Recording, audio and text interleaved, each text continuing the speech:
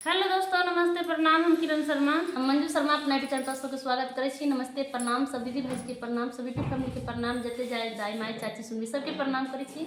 और हम दोनों देवरानी जेठानी जा रहल छी बहुत प्यारा सनाचारी गीत गब अहाँ सब जरूर सुनब और कमेंट करके जरूर बताएब किनका सबके गीत पसंद है। देख लो हम सब कत वीडियो बनबे छिए से गौर करबे। आई सीन कत कहिए लाइट नहीं छे तेके चक्कर में आंगन में बैस के बनाबे पड़ल। भोर से इंतजार कर छखन तक लाइट नहीं एलिए।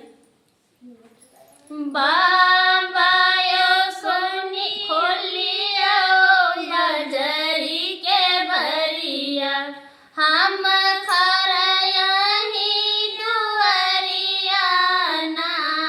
बाबा यो खोलियो बजरी के भरिया, हम खरया ही दुआरिया ना।